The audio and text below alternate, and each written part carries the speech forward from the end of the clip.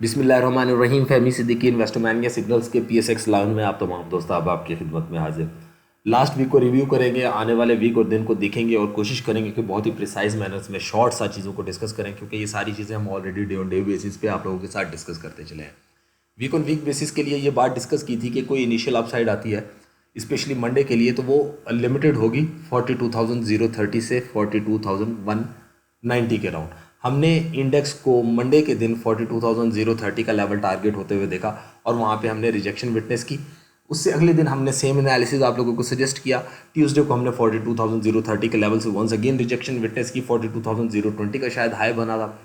और इन सारी चीज़ों के बाद डे ऑन डे बेसिस पे हम ये डिस्कस करते चले आए कि लिमिटेड अपसाइड्स बन रही हैं। सेल ऑन स्ट्रेंथ के व्यूज़ के साथ काम करना चाहिए। इंडेक्स में इंडिविजुअल स्टॉक्स के एनालिसिस को फॉलो करना चाहिए और अल्हम्दुलिल्लाह उन्होंने भी अपना काम किया जिस तरह इंडेक्स ने अपना काम किया। सो इंडेक्स के लिए जो वीकली लेवल 42,030 से लेकर 42,190 का लेवल था उसने अपना काम किया, रिजेक्शन विटनेस हुई। और एक्सपोज लेवल जिसके बारे में हमने 41,260 का लेवल सजेस्ट किया था as an expected bottom risk of the week, उसने भी अपना काम किया। ये बात हमने डिस्कस की थी कि अगर इंडेक्स 41,260 41,210 पे सपोर्ट नहीं लेता, जो कि इंपॉर्टेंट सपोर्ट है, तो फिर फर्दर एग्रेशन बियर्स के पास जा सकेगा, जिसके लिए बियर्स को ये ज़रूरी है कि 41,210 की सपोर्ट को तोड़े।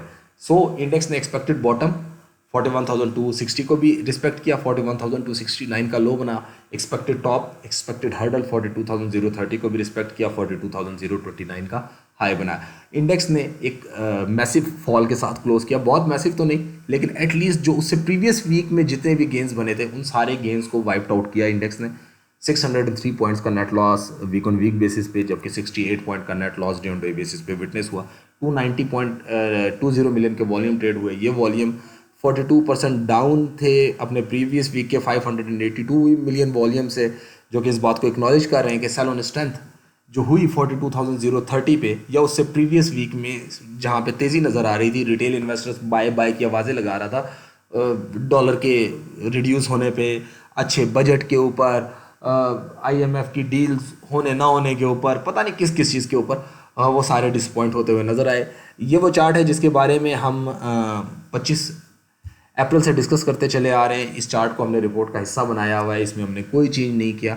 जिन ड्राइवर्स पर रेड फ्लैग की बात हुई थी 41,900 से 41,930 इवन 42,520 वो अपना काम करते हुए नजर आए।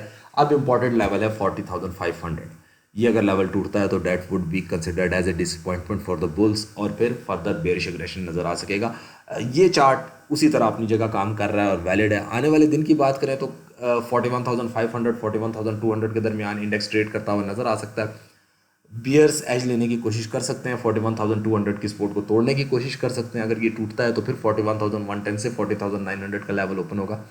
अपसाइड के ऊपर 41,500 से ऊपर सस्टेनेबिलिटी काफ़ी अनलाइकली है, लेकिन होती है तो 105 से लेकर तकरीबन 150 पॉइंट और ऊपर खुलेंगे, जहाँ पे हम एक्सपेक्टेड टॉप भी देखेंगे इंडेक्स का 41,605 एट 41,750 का लेवल बनेगा।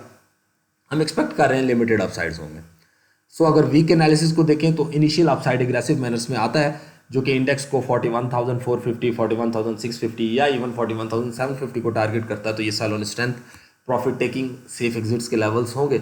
41,750 से ऊपर हम सस्टेनेबिलिटी एक्सपेक्ट नहीं कर रहे, लेकिन अगर हो जाती है तो इंडेक्स के लिए जो एक्सपेक्टेड टॉप है वो 42,030 से 42,260 है, जहाँ पे फर्दर सेल ऑन स्ट्रेंथ की अपॉर्चुनिटीज़ ही ट्रिगर होते हुए नज़र आ सकेगी। इनिशियल एग्रेसिव अपसाइड्स के ऊपर sell on strength profit taking की अपॉर्चुनिटीज़ के साथ काम करना चाहिए। I am repeating once again, initial aggressive upsides के ऊपर sell on strength and profit taking की अपॉर्चुनिटीज़ के साथ काम करना चाहिए। इंपॉर्टेंट सपोर्ट 41,210 41,100 के अराउंड नज़र आ रही है। ये टूटती है तो फिर 40,900 एंड 40,500 का लेवल ओपन होगा, जहाँ पे हम bottom risk of the day expect कर रहे हैं। और इंडिविजुअल स्टॉक्स के एनालिसिस को मेरे ख्याल से फॉलो करना चाहिए, जिस तरह प्रीवियस वीक से हम डिस्कस करते चले आ रहे हैं। और आपने देखा कि हर स्टॉक ने अपना काम ऑलमोस्ट उन्हीं लेवल्स के साथ किया।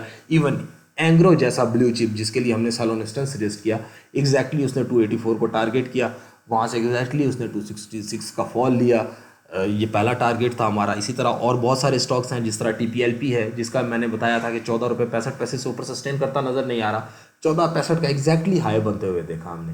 इसी तरह